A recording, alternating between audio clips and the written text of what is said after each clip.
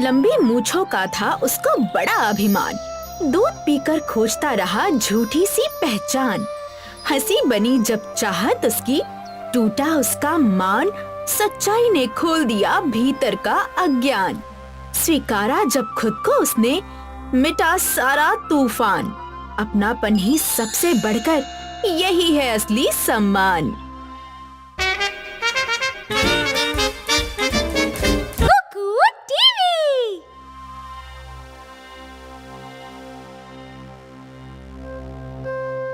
सेठ जी एक और खूबसूरत दिन पर अपने घर में उठते हैं। उनकी दाढ़ी अच्छी है, लेकिन मूंछों में बस खाली जगह है। वे अपने आप को आईने में देखते हैं और तुरंत ही अपने दिखावे से उदास हो जाते हैं। वो अपनी मूंछों की खाली जगह को उंगली से ढकते हैं और थोड़ी देर के लिए मुस्कुराते हैं।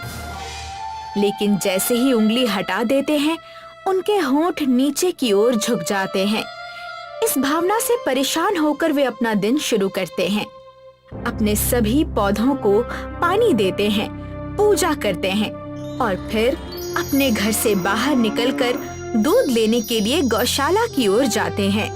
जैसे ही वो गायों का दूध निकालने लगते हैं, उनका कर्मचारी वहां आ जाता है। सेठ जी कैसे हैं? अरे आ गया तू, चल जल्दी से मेरी मदद कर दे। सेठ जी अपनी नजर उठाते हैं और अपने कर्मचारी की पूरी घनी मूछें देखते हैं। ये देखते ही उन्हें तुरंत चिढ़ होती है। तुझे कितनी बार बोला है, अपनी मूछें काट के आया कर। अगर ऐसे काम करना है तो काम मत ही कर। अरे पर सेठ जी। पर कुछ नहीं, जा अपने घर और कल से दाढ़ी और मूछें काट कर आना, वरना मत आना। उसका कर्मचारी सिर झुकाकर वहां से चला जाता है। कुछ समय बाद सेठ जी अपनी साइकिल पर हैं। वो सभी घरों में दूध पहुंचाते हैं और मनोहर के घर के सामने रुकते हैं। मनोहर घर से बाहर आता है और उसकी मूछें बहुत अच्छी तरह से रखी हुई, घनी और आकर्षक दिखती हैं। और लक्ष्मण कैसे हो?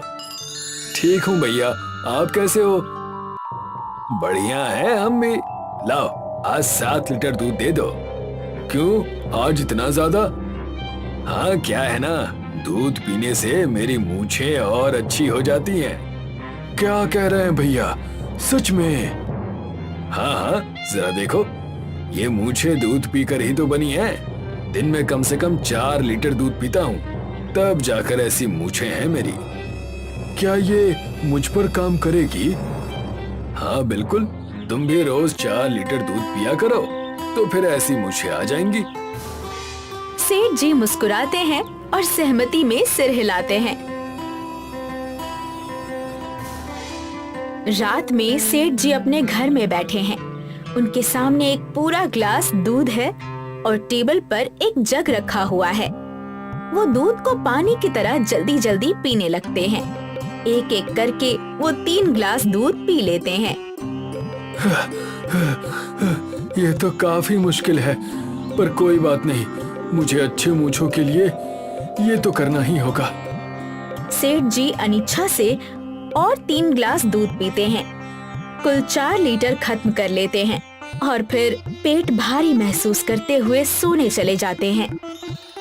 ऐसे ही अब हर दिन सेठ जी दूध पीने लगते हैं। वो हर दिन दूध पीने के बाद अपनी मूंछों को देखते हैं, लेकिन उन्हें कोई फर्क महसूस नहीं होता। और फिर एक शाम सेठ जी पूरी तरह फूलकर और पेट भारी महसूस करते हुए सड़क पर चलते हैं। उनके कदम भारी हैं। सड़क के किनारे कुछ गांव वाले, जिनमें मनोहर भी शामिल है, खड़े हैं, लेकिन वे सेठ जी को देखते नहीं हैं।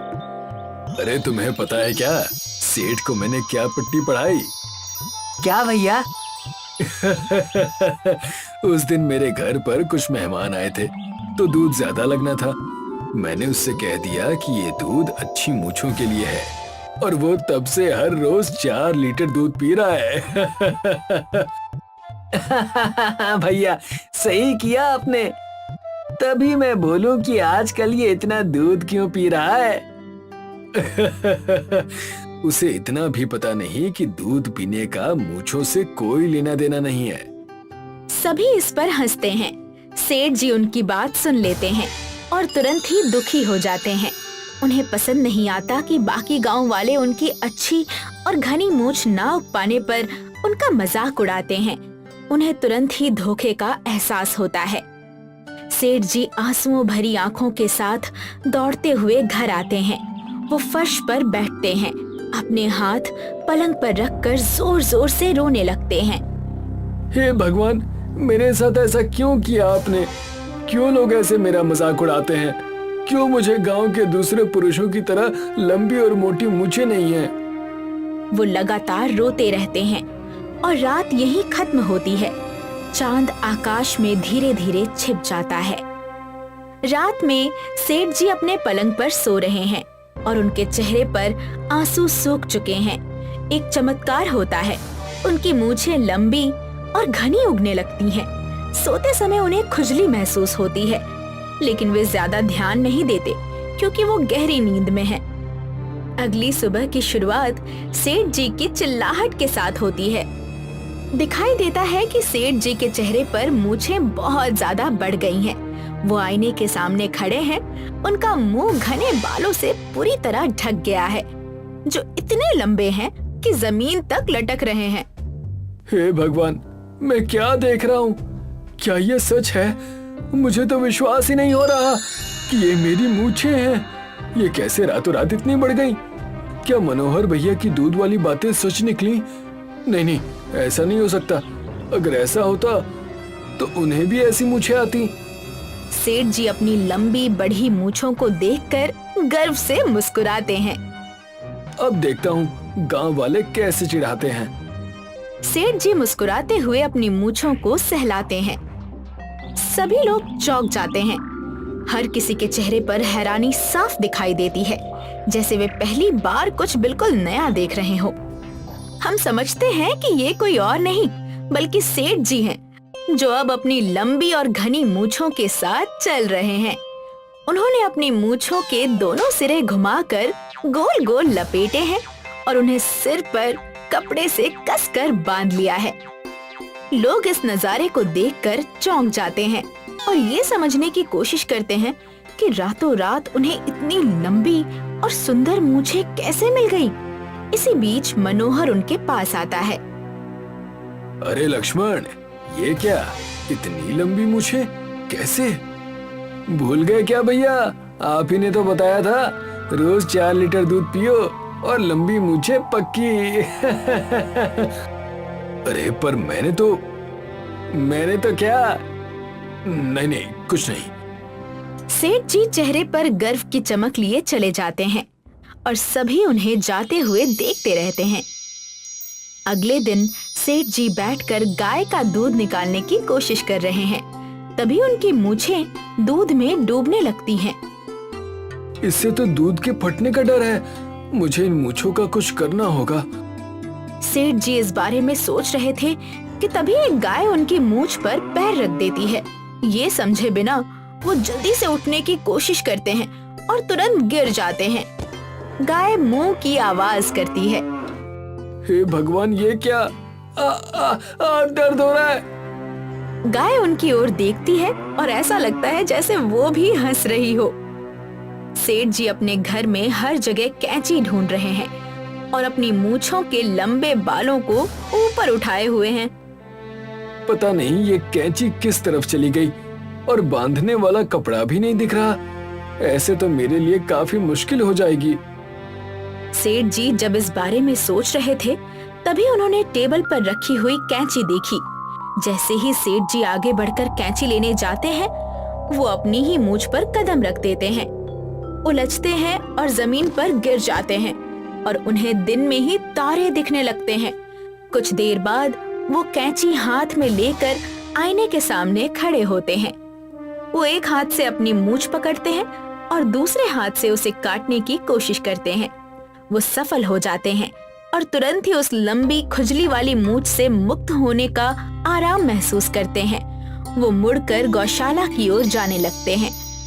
तभी उनके चेहरे पर तेज झुनझुनी सी महसूस होती है। और अभी अभी काटी गई मूछ फिर से अपनी पुरानी लंबाई तक बढ़ जाती है। सेठ जी अब हैरान थे। उन्हें कुछ समझ नहीं आया कि क्या हो रहा है। वो बैठकर सोचने लगते हैं और चिंता में पड़ जाते हैं।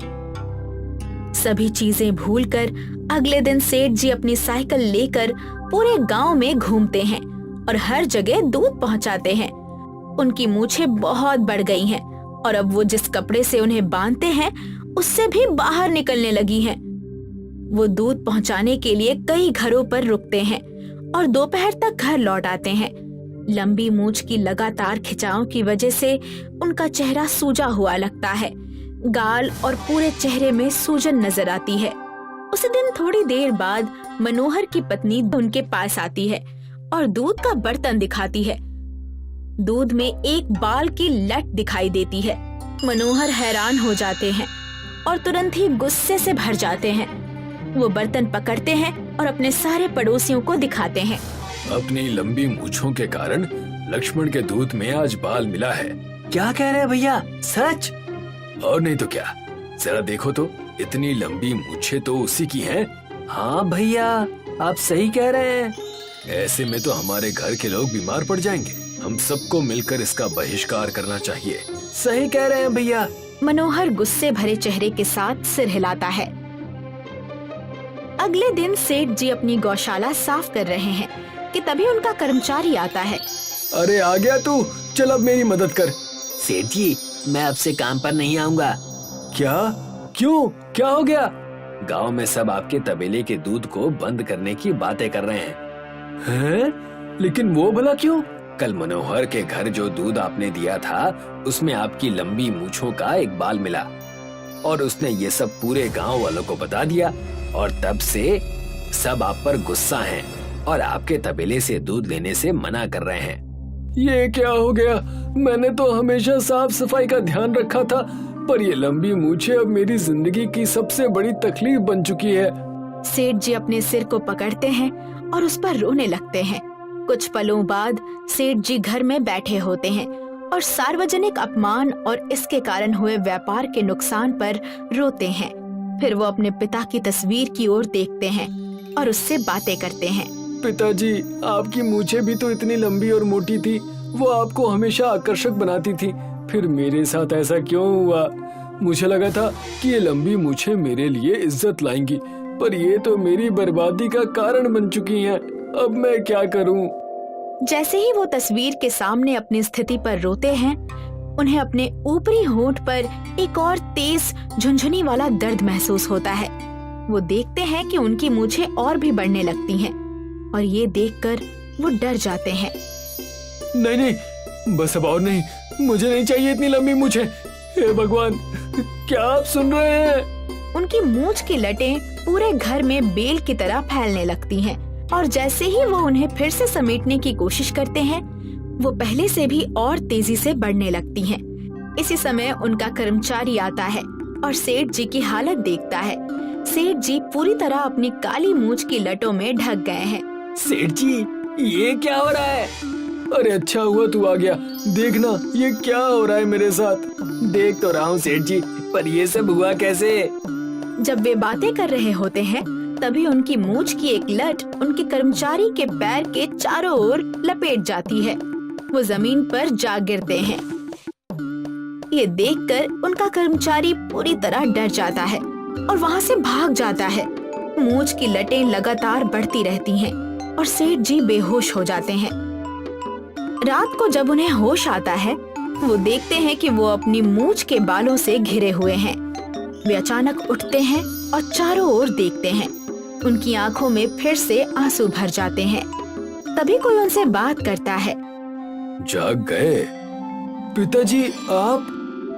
उनके पिता की तस्वीर से एक चमकती हुई रोशनी निकलती है और उनकी आत्मा बाहर आती है। सीधे उनके सामने खड़ी होती है। सेठ जल्दी से उठते हैं और घुटनों के बल गिर जाते हैं, उनसे इस स्थिति से बाहर निकालने की विनती करते हुए। पिताजी देखिए ना, ये मेरे साथ क्या हो गया।